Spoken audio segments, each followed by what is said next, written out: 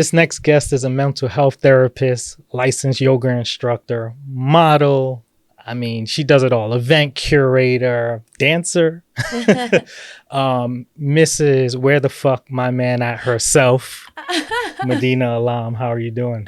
I'm good. How are you? I'm good. Thank you for joining me. It's been a journey, but I appreciate you being here. Yeah, same. I'm excited to be here. Yeah. I will say I went to your event Mhm. yesterday, Unfiltered Minds, and it was phenomenal. It was unlike Thank anything I've you. ever been to. Explain like what you're trying to accomplish with it. Explain what it is exactly. Yeah, Unfiltered Minds is an open mic, but instead of like comedy or music, people are sharing maybe something they've overcome or maybe they're currently going through. And it's really just meant to actually model vulnerability. So, like, the therapy I do is very much behavioral. So, it's not enough to talk about the things we know we need to do. Yeah. Like, most people would probably agree that we all need to be a little more like vulnerable and open with people, but where are we actually practicing it? Yeah. And I just love the idea of going to an event and it's like an event for the participants. It's not these people talking at you who have degrees and Yeah. all of that. So just like hoping to have people connect more and practice being vulnerable. I love that. I mean, Yeah. I had the privilege of sharing some of Yeah. my experience up there. And I've performed in front of big crowds. I've done poetry slams. There was nothing more frightening Oh, than opening up in front of a group of people. It was a different type of sharing experience, but it's so necessary. yeah. What gave you or what led you to that idea of just wanting to make mental health sexy? Yeah. I basically when I filmed for The Bachelor a couple years ago, I had opened up about my desire to find my husband and the pressure that I felt, not only societally, but my dad's from Bangladesh. And so in their culture, they marry pretty young. It's an Yeah. arranged marriage. And also, too, like, what girl doesn't want to feel like a man like chooses her? With that being said, I wasn't necessarily in the corner crying. Like, there's so many things I love about my life. Yeah. And I'm well aware that there's pros and cons on either end. But basically, I had opened up about that vulnerability, thinking that people were going to be able to like relate and feel like, oh my God, I'm not alone. And like, wow, she's being so open about her vulnerabilities. Like, naive me, I thought that was going to be like beautiful. And I, I was basically told not to feel that way. Like, you're hot. Like, Joey, who's the bachelor, would love it. Like, and I'm like, you guys aren't listening to me. Like, I didn't say anything about the way I look Yeah. or whether or not. And that's also false. I just saw someone from North Carolina post, how's dating going? And it was a text. And the guy was like, these are all my criteria. And one of them said she has to be between 27 and 30. I'm not even joking. That's wild. It's a real thing though. And so I remember my producer saying no one wants to see someone self-conscious on TV. And for me, when I think of the term self-conscious, I think aware of yourself. And so being a model, oh my God, don't put your pinky 2 inches down because it's Yeah. going to cover the logo, right? Being a therapist, all of schooling for therapists is building self-awareness. Yeah. And so when they said no one wants to see someone self-conscious, I'm like, I want to change that because self-conscious means aware of yourself. Sensitive means you're in tune with how you feel. Yeah. And those are beautiful things. And so then I took my platform and I'm like, I think it's sexy to say how you feel. So say how you feel, it's sexy. And the events were born and here we are now. I love that. I love Thank that. you. And it's crazy because I wrote it down that your producer said no one wants to see you insecure on TV. Yeah. And here you are being insecure and vulnerable everywhere Mm, you go. And I think it's empowering, especially being at the event yesterday. You see a common theme amongst people where they just want to belong to something. I think mhm. you're creating something that is so powerful and Oh, making thank people you. feel like they want to belong to something. Obviously I studied going into this, looked at all your podcasts. I mean, I was pulling quotes out the sky. It's like she's like a walking quote factory. Oh, wow. One of the things that you said that I loved is you said sometimes we identify too much with our past, and that's what keeps us stuck. Oh, I love that you that does said sound good. I that. said You that? said that. It Oh, was wow. phenomenal. That's So can you elaborate on what you mean by that? Just as far as not being able to get maybe past your past ways or past thinking Mm. to then step into who you want to become. Yeah, I mean, especially with therapy, it's so much of like, oh my God, I need to kind of rehash my past. Like, why did I become the way I am? And understanding like everything. And I always say understanding doesn't negate impact. And so I can understand why I became the way I became. And I would go as far to say you don't need to rehash it with the therapist to understand. Like usually it's pretty straightforward why you are the way you are. Yeah. And when we get so stuck on the past, we're not dealing with what's currently going on. And I also think people forget that the things you don't like about yourself that keep you stuck in the past is inherently what makes you great. So, for example, I treat a lot of anxiety and people are like, oh, I just don't want to be anxious. People with anxiety are consistently found to be slightly more intelligent. So if you're I love anxious that. and you're listening to this, I want to go around telling people that. And it makes sense, right? When someone who's anxious, they are constantly reading between the lines. They're creative. They've been found to be more creative as well. And so it's where can you learn to accept that, of course, you're a product of your past versus, oh, I'm a victim of my past. Yep. And I'm glad you're a product of your past. That means you have a healthy response to something Yep. that affected you. So that's kind of what I meant when I said that, I think. I don't know. We'll see. Would you say you're an anxious person? Like, do you? Oh, for sure. Yeah. Yeah. So slightly more intelligent, slightly more Well, creative. yeah, duh. No, I'm just kidding. Well, I say this. I was just talking about this because I oftentimes refer to myself as a spaz, and I'm trying to be better at that. Because really what it is I just have a lot of ideas at every given moment. And yes, I can work on slowing that down, but I've also learned to come to love that part of myself and to find people and spaces that accept that versus trying to change myself or change people's view of me. Yeah. Because it's why I'm able to have my business. I have an idea every 2 seconds, or like my content. It's like, I have an idea. Oh my God, I need to write it down in my notes app. I need to film it. Right. Yep. And I think like if anyone is listening and feels like they're having a hard time accepting that, something about themselves, take a second to reflect, because I promise that it's also inherently what makes you really great. But yeah, I'm for sure thinking anxious, talk fast sometimes, need to slow down. So yeah. I'm very similar in that perspective with you, where like I'm always constantly creating, obviously doing music, writing a book, doing videography, photography. So like, and I'm a very anxious person. So when you said it, I'm like, ooh, that sounds good. That's the first quote that ever described anxiety in a way that wasn't negative. Yes. Yes. Like, Jesus same Christmas. thing with sensitivity. You're in tune with how something made you feel. Like the person that gets upset over the quote unquote small things is also the person that cried at the sunset, and you thought that it was so beautiful, that they were so appreciative that you got them a chocolate bar. Yeah. You loved that about them, but then now you're going to hate them for being too sensitive about something. Yeah, I love that. Yeah, and that's also a big part why I'm doing these events, because it's like, why? Like, again, my producer's saying self-conscious, like no one wants to celebrate that. No, we're changing that. Yes, we're celebrating. And I went to the event. It was phenomenal. Yeah. So let me reiterate that. Oh, thank you. I love the fact that you're a mental health therapist, because I feel like the only time I've ever really spoken to one was like paid sessions and my own therapist. Yeah. So I can tell that it's a passion of yours. Like the way that you speak about certain topics. When I was doing my research on things, I was just like, man, this woman loves what she does. I wanted you to talk a little bit about trauma bonding and what that looks like for people, and specifically how does a person tell the difference between intensity and intimacy? Can you be more specific? Yeah, so I'll give you an example. So like when you first meet somebody, like you and your significant other, like there's no fucking soft launch, no nothing, just right to it. How do you distinguish what's healthy intimacy versus unhealthy intensity? I think the intention behind the behavior. So I always tell my clients anything could be considered safety behavior. So like connecting to someone out of a fear that they're going to leave or that you can't be alone. What's the intention behind wanting to be with them? Yeah. Like a big portion of the day. Is it because you can't be alone or you are scared to be alone? Or is it because like this person's dope and I want to hang out with them, right? And so if it's a fear-driven way of connecting to someone, like I fear this or that, I think that's more of like a trauma bond than like, because like my boyfriend and I talk about this all the time. It's like, there's nothing nonchalant. I like was talking about gluing myself to him on a podcast. I was like, I want to glue myself to this man. I think he said that he was hip surgery. Hip surgery, where you conjoin at the hips. I was loving it. Yeah, and I feel like a lot of people are scared to be that way, and like people might be like, oh, like that's like way too like enmesh. And I'm like, no, like him and I are so independent. And in fact, him being that way makes me feel free to be my Yeah. independent self.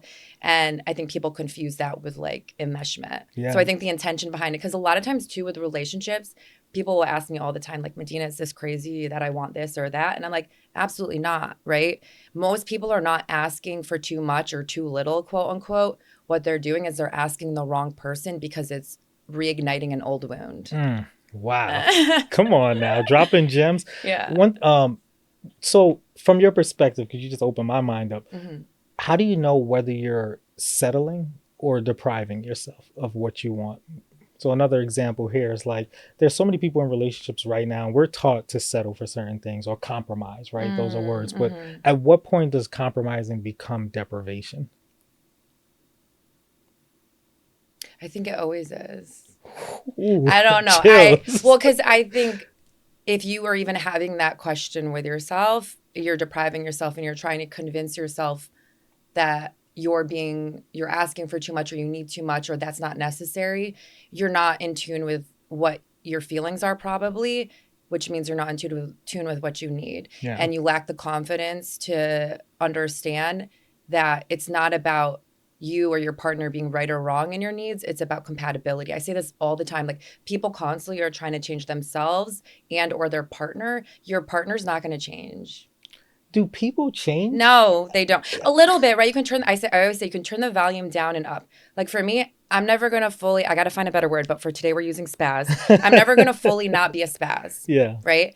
I'm always gonna have a lot of ideas. I'm definitely gonna be pretty talkative in the room. I'm not gonna be a quiet. Like that's just not me. So I can Yeah. either fight up against it the rest of my life, probably unconsciously be drawn to someone who reminds me that's not a good trait Yep. to have. Um, or I can learn to accept it. Um, and I think a lot of times that's what we're struggling with. So I think if you're even questioning that, you're probably depriving yourself.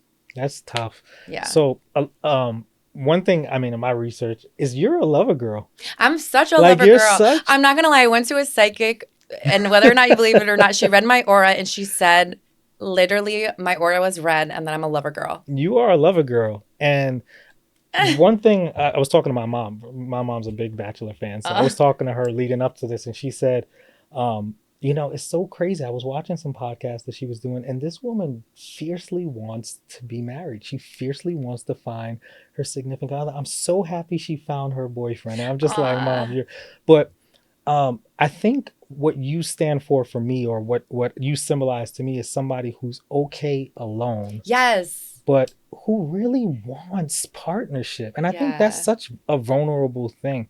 Where did you develop that mentality in this world where women are trying to be more independent or in their hard girl slash soft? Like, where did you develop that mentality of saying, I want love and I'm not afraid to show it and ask for it? I think as a society, we have a hard time realizing two opposite things can exist at the same time. Mm-hmm. So I think when I said on The Bachelor, I really want to get married, and even I would probably word it differently now, like years later, but the sentiment is the same. I love love, right? Yeah. People think when you say, oh, I really want to be married or I love love, they think, again, you're in the corner crying and you don't love your independence. And I definitely have, especially the last couple of years, maybe not so much while on the show, truly believed I was happy either way. And you tell people that, they're like, no, don't say that. You're going to find your person. And I'm like, listen, Susan, you're super unhappy in your Susan, relationship. not Like, Susan. I know, I couldn't think that was, I know that was bad. But it's like, I'm well aware there's pros and cons on either side. And yeah, even though like, I'm not gonna lie, I'm fiercely in love with my boyfriend. If for whatever reason things don't work out and I never find my person, like I'm okay with that. Yeah. But I think people have a hard time realizing that both things can exist. So when they hear, oh my God, she really wants to be married, all they hear is, oh my God, desperation. Yeah. And it's like, no, I'm open with the fact that love, like I love love. Yeah, exactly. And I also hate, like, it reminds me of when people are like, I don't need you, I want you. Like, we need human connection, not Yeah. only through an intimate partner, but it's like, if you're going to lie to yourself because you feel like that protects you, that gives you some sort of buffer between you and hurt by saying, oh, I don't need you. Like, no, I do need connection. And like, Yeah. I love you for showing up in that capacity. And people are scared to do that, I think. Why do you think that is? Like, why do you think they're afraid? They don't want to get hurt. And you're going to get hurt either way. Yeah. That's the issue. You're just going to be hurt in a different way. You're going to feel lonely. Yeah. Do you think that it's impossible to fall in love carefully? Because sometimes I feel like there's no way to control how you fall, if that makes sense. Like people are trying to be so strategic when it comes to falling Yeah, in don't love. be. I met Aaron not like maybe a month after I found out the guy I was talking to was cheating on me for like 3 months of the, Wow. yeah. Like, so when, no, not, there's no way to carefully, because if I was being careful, I would have said, no way, right? Exactly. Yeah. But I chose to still be open. Like, I was so far removed from dating that I wasn't even announcing that I was removed from dating, right? I like met up with him out of courtesy for like, we've been DMing back and forth for a while, but it's like Bachelor Nation, you meet up with them. But Yeah. if I let my wounds from the past impact the way I showed up in that situation with him, like we would probably never be together, right? And I remember posting this reel. I don't know if it's still up, but something like no revenge because I never held back my love because of what I've gone through. Yep. Because I'm like, everyone's been hurt. Like, no offense, like get over it. And when I say get over it, I say it with compassion. Like, stop using that as an excuse for you not willing to do the work to work on yourself. Yeah. Because like that was my ex's like excuse was like, and honestly, I have a theory. Anyone who says that they've been cheated on, I feel like they're lying. Like if they make it like the central of their relationship. Like I don't remind Aaron every 2 seconds that I was cheated on, but my ex would, and I feel like he didn't actually get cheated on because he cheated on cheater, me. yeah. Like I'm like, if you truly, I feel like this is like a total like guess. I think it's a ploy to get you to feel like, oh my God, this person obviously isn't going to cheat on me. They're like crying to me about how they got It's cheated smoke on. and mirrors. Yeah. So anyway, I say all this to say, I don't think there's a way to do it. There's a way you're going to like falsely convince yourself you can do it. Yeah. And you're just going to like F yourself over.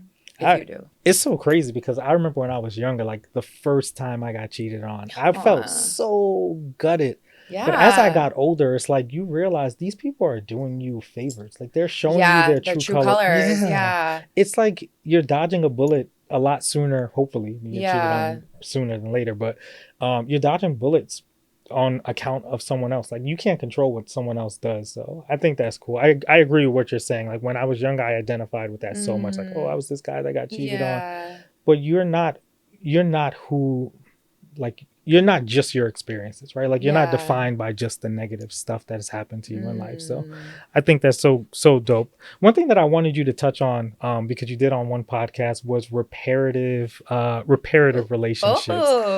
I'm listen, I feel like I dived in. Can you just explain what a reparative relationship is? Yeah. So when we grow up, we create what are called schemas. So they're deeply held beliefs we have about the world. They're so unconscious. So what happens is we will unconsciously act in a way that increases the likelihood of that belief coming true. And we will unconsciously be attracted to someone who's unable to essentially meet our needs or is more likely to increase that belief happening. So I guess I'll give an example so it's makes more sense. So like, say I'm younger and every time my mom and dad come home, I like ask them for a hug and they're like too busy. They're like bombarded with work and they kind of just like push me to the side or whatever. I'm going to eventually learn to stop asking for the hug because as a kid, it's more detrimental to go up and get rejected over and over. So you stop asking for your need, right? And that's really healthy and adaptive at that time.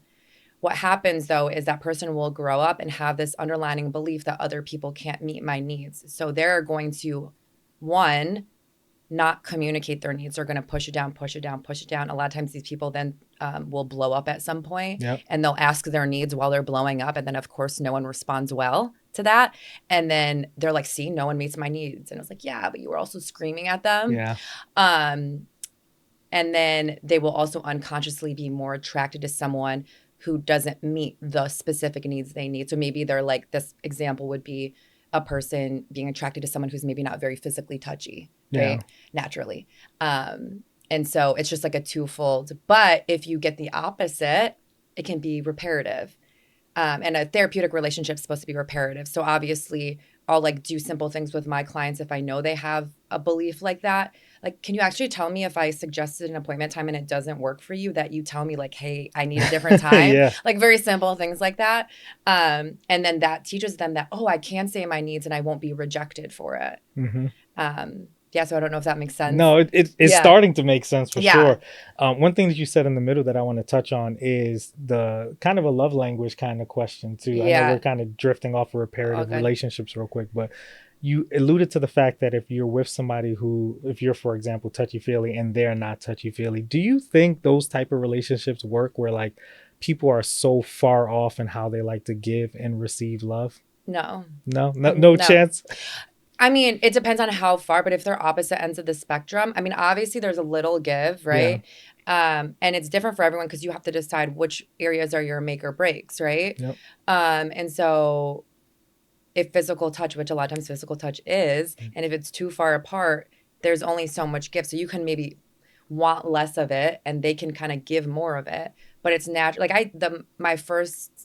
guess my second serious relationship, we had a lot of those issues where I was like, I remember I would go like visit him and I would like literally in my head, like if I don't touch him, I would time like how much he wasn't touching me. I'm like, I've been here for an hour and a half and you haven't Touch touched me me at once. all. And so then I was feeling crazy Yeah. because I'm like, let me crawl inside your rib cage. Like I'm going to nap Like a little there. kangaroo. Yeah. And it's like, and it's amazing because like Aaron for sure is a reparative experience because he's naturally very touchy. And then I don't feel like I have to question, like, should I touch him? Should I not touch him? Yeah. But I haven't technically changed. Yeah. Right.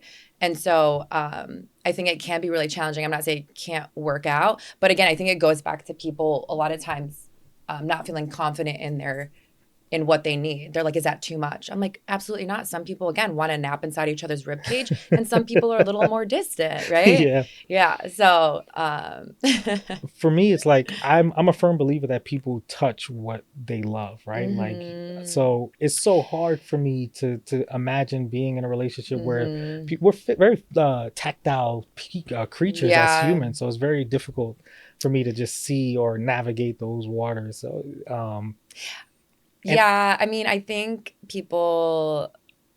naturally we are, and I yeah, think we convince ourselves not to be from past experiences.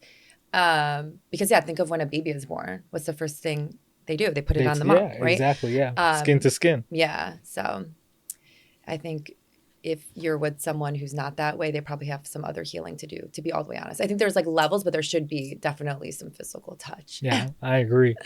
I'm gonna bounce around a little bit because Yeah. I'm gonna I know I'm trying not to talk too much because I just get so excited. My neck veins this probably listen, popping this is out. your Like, show. I'm just here trying to yeah. facilitate through all your other past podcasts and just get as Mm-hmm. many answers to some of the genius stuff that you were saying. Aw, thank you. I paid him So to say that, you guys. yeah, I appreciate that. My pockets are fat now. Another thing that I love that you talk about, it was one of my favorite topics. I actually Oh, dove deep on it, is the flat effect. Can you explain what the flat effect is? wait, what was this? I think it was the concept around what you were saying is like you cannot shut off like half of yourself without shutting off the other half. Oh, okay. Yeah. Yeah, you can't selectively numb your emotions. Exactly. Yeah. I believe that's what it was honing in on. Yeah. You see this a lot just in general. I don't want to make it gender, but you see it a lot with men, and I think that's why there's so much anger. Yeah. Because anger is a result of suppressed emotion, and that it also goes back like the concept of you can't selectively suppress emotions is the person that you're annoyed with that got upset over the small thing was also the person that got to experience the joy Yep. from the sunset. And so if you're someone who's like that, like be thankful you get to experience the joy, because I do have people I treat where it's like I can't feel anything. Yeah. And it's like, well, yeah, because you selectively numbed sadness and now you've numbed everything. You see it a lot with substance use. Yeah. But yeah, one thing to do is to purposefully put yourself in situations where you're going to provoke an emotion, and you have to essentially re-practice like almost a child, matching your external expression of the feeling with your internal feeling. Yeah. And it can be really challenging for people. It seems challenging. I think you see it so much. The things that you talk about are like things that I see in practical case or practical world, and I just never really have words for it or things to describe it. But Yeah. how do you like? What's some tools that you would give somebody who's suffering from that, where they're numbing themselves out in one way and then like numbing their joy? Yeah. Create a different relationship with your emotions. Yeah. People oftentimes are, again, thinking that emotions like sadness, anxiety, fear are bad. And so what can I do to get rid of? So let me drink, let me smoke some marijuana, let me make a poor decision, and let me eat some food. I definitely did it last night when I had some Krispy Kreme donuts, Delicious. here and there. But you have to realize the point of life is never to get rid of your emotions. It's to learn to live alongside them. Yep. And that is the issue that everyone I treat comes with. They're trying to get rid of their anxiety, and that in itself is what's making it so clinical. So if you're struggling with emotion identification, creating that different relationship with those emotions by letting yourself have them and not doing something to get rid of it. So that means maybe getting substance use addressed, or not. I mean, it can be simple, quick fixes. Like even someone who struggles with perfectionistic tendencies, it's like you're sending the email without like reading it 5 times. Yeah. Right? Maybe you're sending it purposefully with a typo, right? Those are ways to put yourself in a situation to let yourself experience an emotion so you're not just like this. I love that. I love Yeah. that. You said in an interview one time, you said, we create more suffering by trying to prevent suffering, which was to me next level genius. You're like a walking quote, like quote book, by the way. That was like so genius. I guess one thing or one stigma that we have is that therapists and people in this profession don't suffer, right? Like they don't go through the same, and like you're the person that helps us navigate these troubles. Do you ever feel that type of pressure where you don't feel safe to explore your own emotions, or like you try to hold it in a little bit more than normal? Yeah, absolutely. Yeah. I know I try to be transparent about it, but I think people like when they look at me, they're like, oh my God, she has it all together. And I don't Yeah. And I think it becomes like way more human when you open up about it. I think sometimes therapists disclose too much. Yeah. But I do think there's a healthy amount of disclosure that can help people see that you're human. But yeah, and I think I always tell my clients, like, whatever I'm giving them as a tool, like, I've tried it myself. And so I promise, like, this isn't something that just sounds woohoo. Yeah. But it can be hard. Like, I do think I have a hard time identifying my emotions, to be all the way honest. And I definitely, like, work too much. And I get a lot of, like, meaning and drive out of work, which I don't think is bad. But I grew up in an environment where it was, like, I do feel like my praise was very conditional on if I was doing well. Because I was Yeah. always, like, the kid that was, like, oh, like she's varsity as a freshman, or like she did really good at school. Overachiever. Yeah, just like, and then it's like this expectation that's held on you. And like, even when I was filming for The Bachelor, it's like, oh my God, she's a therapist and she did that. I was like, you mean I'm a human? Yeah. Like, I was talking to Aaron earlier that like one time, because I used to be a director at a company, and I had to filter through the like feedback from clients. And I remember reading one where it was the client was like, my therapist came to session and she had wet hair. Or my therapist yawned in session. I was like, oh, okay. So your therapist like sometimes is running behind, or like a little tired. yeah. So I do think there's this like unrealistic, like, or like I remember in school learning, like you're not supposed to move. Yeah. Because if you lean forward, it means you're interested. And if you lean back, it means you're not. Just like very subtle things. And I'm like, what the heck? Like, so yeah, but I mean, I think, and that's even the point of the open mic, is like we all struggle, and I think that's what we forget, because we just see people and we're like, oh, they got it. And so how like I'm a chronic overthinker. Like Yeah. I can overthink with the best of them. And it's a gift and a curse, truly, Yes. because I overthink in positive ways, which is why I'm Mhm. so creative. And then there are Mhm. times where I overthink in negative ways. How do you stop yourself from spiraling when you are in that mode where you're overthinking? Oh my God, that's so nice that you think I stop myself from Oh, spiraling. you don't? No, I'm just kidding. Let it go, huh? Well, yeah, first off, I will say, because I tell this to my clients, you're going to spiral from time to time. I always Yeah. think of things like excessive or time consuming. But one of my favorite things is to just say, I'm not there yet. I don't have to think about this. I don't know the answer to that. And I know, as corny as that sounds, those are some very like redirection phrases you can use. People think rumination's not a choice, and it is. They confuse rumination with rumination is thinking, right? So they confuse thinking and thought. Thought you don't have control over. Oftentimes people are trying to control their thoughts. Yeah. And that's where they're getting stuck. Mm-hmm. It's almost like a math problem. Like if I put a math problem in front of you, like 27 times 12, that's the thought Okay. Now calculating that, that's the thinking, Yeah, and you have control over it. But yeah, I usually just say one of those phrases, and it just brings me back. I love that. Yeah. Something you said that I felt like a lot of people would connect with, and I wanted to talk about it too, which was an interesting statement. You said, I often feel alone in a room full of people. Where did I say that? I forget where you, I'm telling you, it's just like a walking quote What the heck factory. did I put on the internet? I'm So just kidding. when I heard it, I was like, that's one of the Yeah. deepest things I've ever heard. And I mean, do you want to go in and talk about like what that feels like and why do you feel like that sometimes? Like, is it just because you feel different, or is it because you connect differently or connect in a different way, or, prefer more intimate connections? Like, what makes you feel alone in a room full of people? I felt alone in a bed with someone, like, you know what I mean? Yeah. Like, so I know that feeling of just feeling alone when you Yeah. shouldn't. Yeah. Yeah, I think a lot of it, because when I made, because I think I know what video you're talking about. It was like a while ago. Yeah, it was a while Yeah. ago. Um, I think I'm glad you asked this question, because I'm like, oh, I did some growth. I think, because looking back at it, if you asked me at that time, I wouldn't tell you this answer, but I think it is, I do like deep connection, and I don't want to go to a happy hour. I don't want to go to an event where it's so loud that I can't talk to people. Yeah. I don't want to go and like do small talk for hours. I don't want to get completely wasted. I don't want to go and there's strobe lights and everyone's dancing and like no one can even hear each other. And so I think because there's so many spaces where that's what it is, it's like you leave and you feel like more alone. Yep. Um, and I do think like a large part of it is like, don't get me wrong, like I love my life, but I do think people have this perception of me that like I don't like struggle, or like, oh, like she's so pretty, she must never think she Yeah. looks like bad in the morning or anything. And I'm like, no, I'm human You're still a too. person. Yeah. Right. And like that was even like on the show when people are like, she's beautiful, why does she care? And I'm like, me being pretty doesn't mean I'm immune to the human experience, Exactly. right?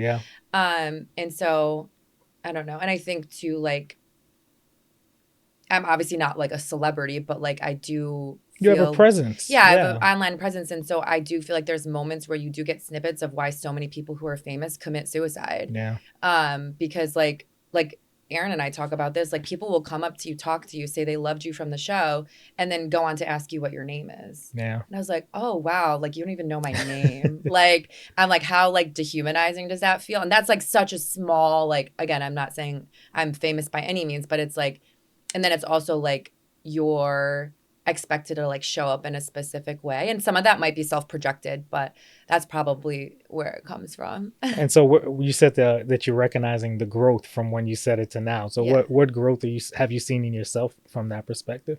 Just realizing that I'm a deep person. Like I don't think, like years ago, if you asked me that, I would have said something like I'm bad at connecting with people, or like I'm a spaz or something. And I'm still like kind of a spaz, but I feel like it's more of like I saw this like meme carousel, and it was something like basically saying people who don't really love going to those social things, or maybe they keep to themselves a little bit more. It's just that they're deeper on an intellectual level. It's like they're not really for the small talk. Like, they just that's why I host the events. Like Yeah, I'm like, I want to exactly. like, I kind of want to hear like who you are. Like I don't really care about like if the football team won. Like cool. Like you know what I mean? Like, or oh, like how many drinks you want to have? Like in a world full of friends who say one more drink, Yeah. like where are the friends that are saying let's be more vulnerable together? Yeah. And You definitely live what you speak. Like mm-hmm. you're such a genuine and authentic person. Like Oh, even from thank you. the experience yesterday and going to the event and seeing how people connect with you, to just meeting you today and you talking about it, like your character is so sound and so Oh, thank you. consistent across the board. I want to point out a moment of growth for you that I've seen, just like I said, studying you. One, I watched you and Aaron, and I would say love is in the eyes. Like I can tell this man loves the crap out of you, like the way he looks Aw. at you. But you said one time, you said that in the past you would intentionally go for men who were unimpressed by you. And I just want to say, look at you now. I Because that man is know. impressed by you. But Yeah. why was that? Why was that the case? Like that you would go after men who just wouldn't think that the sun rises and sets with you, you know? I think looking back at it, I was blaming myself too much. I think those men were just not capable of loving me in the way that I needed to be loved. Yeah. Because yeah, I mean, there is like that tendency for us to be drawn to people that poke at the wounds that we have. But because like easily in this situation, I could be like, ew, like he's like impressed with me, right? Because that's what does happen a lot It of happens times. a lot. And Yeah. it's not that conscious. Like people aren't going to tell you that, but that's why people stay in toxic relationships because it's fulfilling that schema we were talking about earlier. And yeah, I just think those men were just, they needed healing. Like, I mean, anyone who cheats, do not date. Like, you need to do some serious healing. Yeah. Um, That is a real thing, though, the hot and cold effect. Like, you see that dynamic so much. I was talking to a friend where she was saying, like, it seems like every time I'm warm and I'm trying to be hot, like he's cold. And every time I'm cold, games. he warms up and things like that. What causes that dynamic? Why is Go to therapy. Like, seriously, it pisses me off. Like, I don't mean to interrupt you, No, but please. that's why I think Aaron and I do so well. Like, I out with this nonchalant, like, stuff. Like, and like, because like we talk about how people are like, oh, it's new. That's why guys are acting that way. I was like, you weren't talking about gluing yourself to your man in the first 5 months. Like, get out of here. No, seriously, No, though, for real, right? yeah. Like, I don't imagine, like, obviously there's some things that change, but it's like, I promise you in 10 years, I'll tell everyone that I'm sleeping inside his ribcage. Like, it's just my personality, you know? Yeah. And so, like, I just feel like people get scared, and it annoys me because, like, again, understanding doesn't negate impact. So we can understand why you might be fearful. I could have been so fearful. I just got cheated on, Yeah, right? exactly. Like, I found out the moment I stepped off Miami Swim Week. So you also ruined a career high for me. Yeah. I get a DM and I see this, right? I could have easily been closed off to Aaron, right? And it's like, no, I've done the healing. And so if someone is being hot and cold with you, check yourself, because you might also be doing it. Don't play the game back, right? If someone's being cold with you, still be yourself. Yep.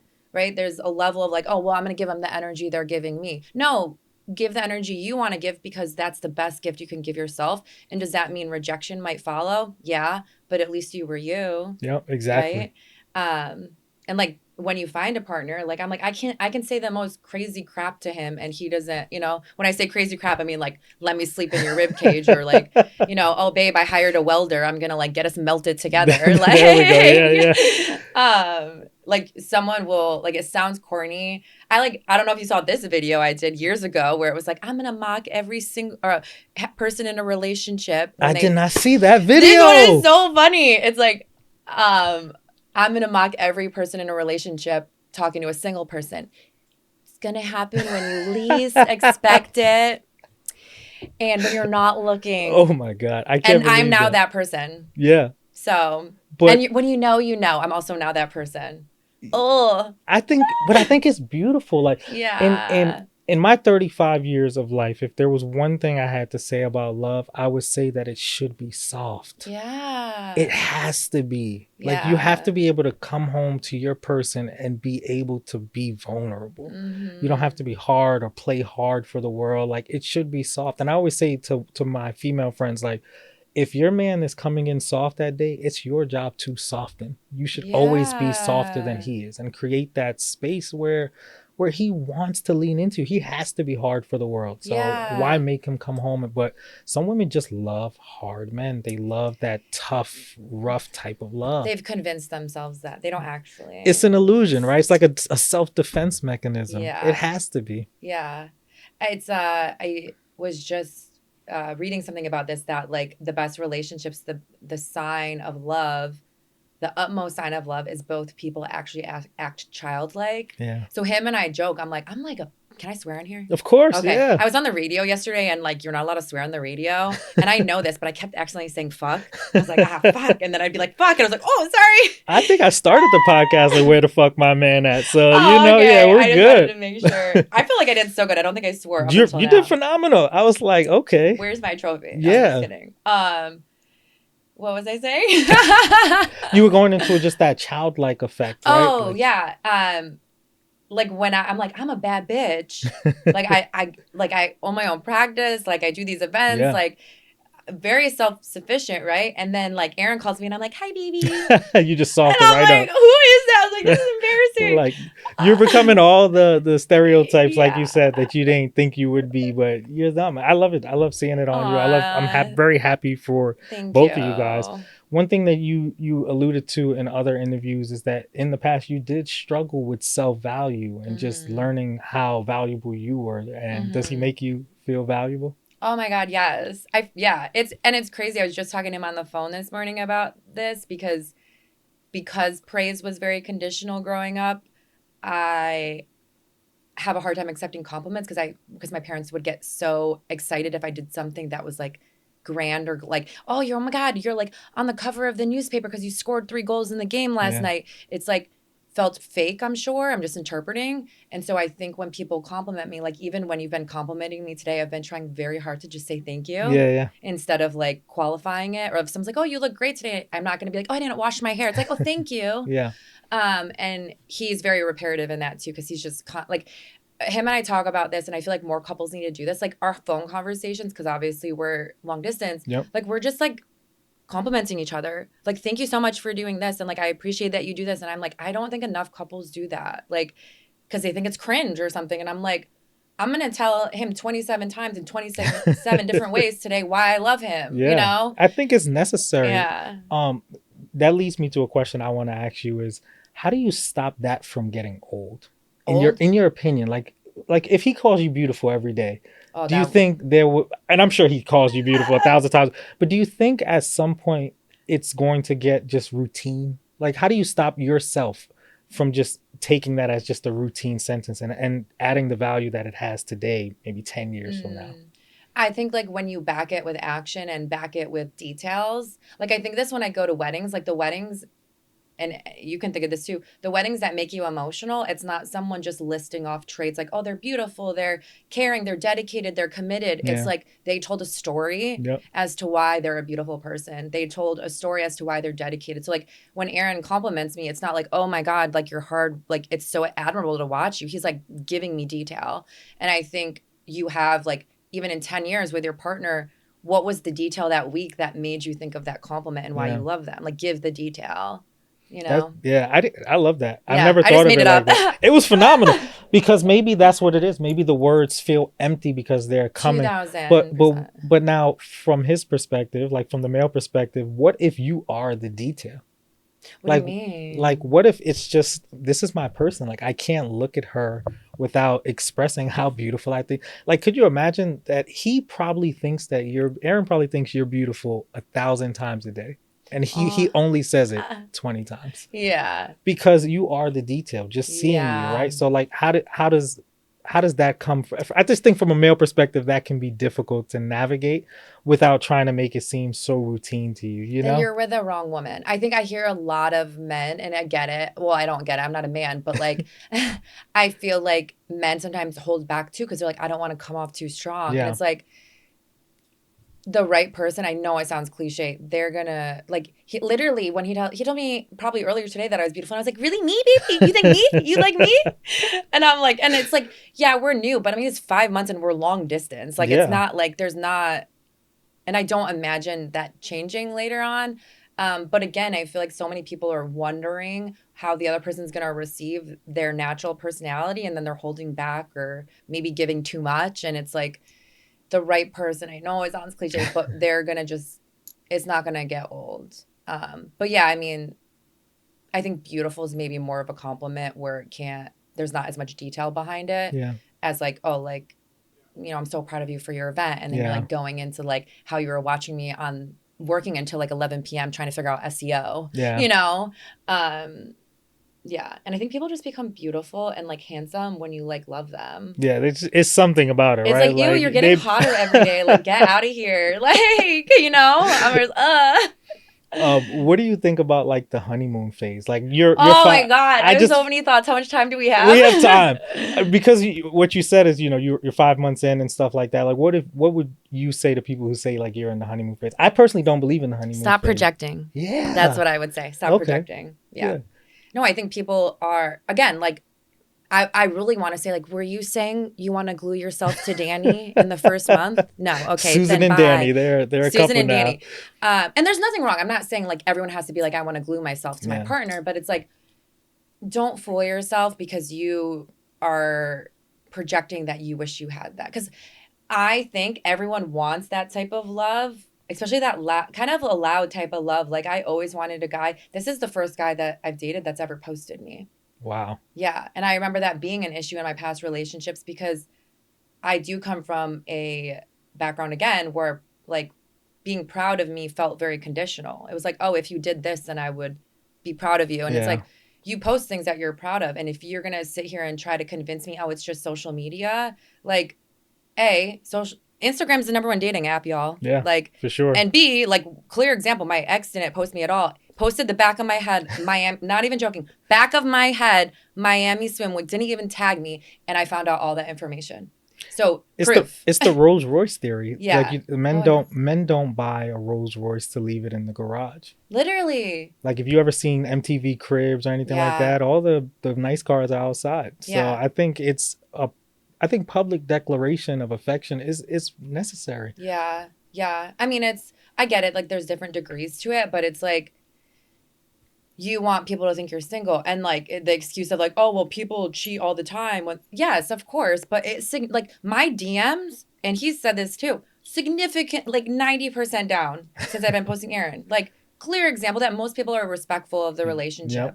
Um, of course, there's those outliers, but people are fooling you. And I think it also goes back to like, don't deprive yourself of what you want. Yeah, exactly. So we did talk about trauma bonding, but from your perspective, you're in a very unique situation where like you were on a show that's very unique, The Bachelor. That's a Mm, very different experience, and he was on The Bachelorette. mm. Do you feel like both of you guys relate or are closer because you share this unique experience? It's not like trauma bonding. I wouldn't call it trauma, but like it's definitely like a unique experience type of bonding, right? Like where you and him could talk about something that maybe 300 people in the world know what it feels like. Yeah.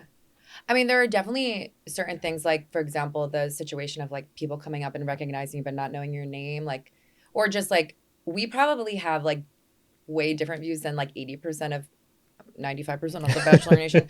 Of like, I don't really love being recognized for The Bachelor. Like, I had some, like, two people actually, this happens kind of frequently. People recognize me from my anxiety tips on TikTok. Yep. Or like, you really helped me like get on my flight for the first time. So I think it is nice to be able to bond with him in the same way, because I do think it's hard to find someone within. And I'm not saying that's bad if you like being recognized for The Bachelor or you really use that as like your identity or whatever. Like, that's not bad. If by all means go for it. It's definitely a selling point for sure. Yep. But him and I aren't concerned with that, so I think that's really nice. Um, but yeah, it's interesting because I don't think, I mean, I bond over the fact that we would have probably never met if it weren't for him or for The Bachelor. But yeah, I think we just bond so much because we're so similar. I like, there's literally a DM years ago of me saying, I feel like you're the boy version of me. Wow. Yeah, because that whole like saying opposites attract, you're attracting your schema, you're attracting your wound. Yeah, that's not But so good. you should be mostly, there should be obviously some differences, but you should actually be more similar to your partner than not. Do you think relationships should feel easy? Yes. I literally, this is a quote in one of the articles we did. Relationships aren't hard, life is hard. Yes, And your relationship should make it easier. I agree. I just, these thoughts come to mind just hearing you talk. Yeah. One thing I want to ask is, what would you tell yourself 15 years ago 15 that years would ago, how old just was I? set you up for the next 15 years of your life? Like, what advice would you have given yourself? I'm trying to think, do the math. So from 33, like, what age was I? 18. 18. Wow. Good math. Good There math. we go. You're like, it was just minus 15, 18. So where are you? You're taking like this too literally. graduating high school. Graduating Like, high what would you school. tell yourself at your high school graduation that would set you up for the next 15 years of your life? I'm probably going to have an unconventional answer. I hate question. I not like the No, question, it's okay. but like, what would you like? It's hard for me to conceptualize what I would say to myself because I know it sounds cliche. I don't regret anything. Mm-hmm. And I think we all go through things that like we needed to go through. So like you're doing just fine, maybe. I don't know. Like Yeah. that, like, because yeah, I think I have like I don't ever say, and I think people are shocked when I say this, like, I don't have a 5-year plan. I don't even have a 1-year plan. Wow. Because I'm not there yet. Yeah. And like today feels good. I mean, for all intents and purposes, we could all be gone tomorrow. It's true. So that was probably a lame answer, but No, it's good. It's an honest answer, and yeah. you're. I guess what I'm noticing is that you live in the moment. You live by Well, your ideas. yeah. Maybe a little too much in the moment, but it's who you are, and that's what makes you fun, right? Like that's what makes You think Medina I'm Medina. fun? Can we Yeah, say that again? What'd you say? I think you're fun. Yeah, I think Oh, you're cool. that should just be the opening line. Listen, I'll highlight that in a special little I'm clip. fun, right? I'm cool. Yeah, I there said we that go. before. I'm like a fun therapist, right? Yeah, Like you you're can come a cool. little late. You're Yeah, I probably gonna agree. say no. All right. So as we close, I just want to ask you some rapid questions. Oh God. Whatever comes to your mind. All right. So Okay. you'll finish the Is it sentence. only one word or something? No, you can just finish the Okay. sentence. Love is Beautiful. beautiful. Okay. What doesn't matter to you anymore? Partying, drinking. I don't give a fuck. What still matters to you? Success. What? So you said that a lot of your upbringing came with like conditional praise. If that's the case, do you still feel like in line of with your desire for success that you still have that habit of just wanting to be successful for the type of praise? Yeah. I honestly I don't even think it's external praise. I think it's more because that actually makes me feel uncomfortable. Yeah. I think it's more of it makes me feel good, which I don't think is totally a bad thing, but I can like tone it down because like I find myself not being present actually, ironically enough. Like even at the events, I'm like, okay, Medina, you don't have to like be answering emails or like because I have things that I need to be doing at any given moment. And Yeah. obviously everyone does, but because I'm wearing so many hats. So yeah. So, all right, final question. You ready? Yeah. When it's all said and done, what do you want to be remembered for? What is that Medina legacy? Yeah, just like making an impact on people. Like I know that's really vague. I mean, teaching people that saying how you feel is beautiful and sexy and Yeah. vulnerability is beautiful and if someone doesn't think that, then that's the wrong freaking person or space. Yep. That's why I would never go. Like I was supposed to go on Bachelor in Paradise. I would never go back. Never. On a reality show, probably, unless it was like a competition of like physical competition Yeah, or where you something. can start hurting some people. But I don't want to be in an environment where, because I get it, no one wants to go on watch a reality show and people are opening up about mental health. Like it's why I myself don't watch reality TV. Yeah. So I get it, you know, but yeah. I think more reality TV needs you. I think it needs you to help people navigate, especially like shows like Love is Blind, which I love, The Bachelor, where maybe if they had that type of vulnerability, the connections would be a little bit more real. You would think. Yeah. But I think also too, because it's such a short, a lot of them are filmed in such a short period of time, they have to like push agendas. Yep. Instead of letting them naturally unfold. Yeah, narrative for the ratings. Yeah. Look, I just want to thank you so much for taking the time out your day to be here. It was a pleasure to talk to you. For everybody who's watching, I just want to thank you for tuning in. Please tune in to the next episode. I just want to let you know that I do this for you. I hope that maybe this helps, maybe this heals, maybe this matters. Thank you. Have a good one.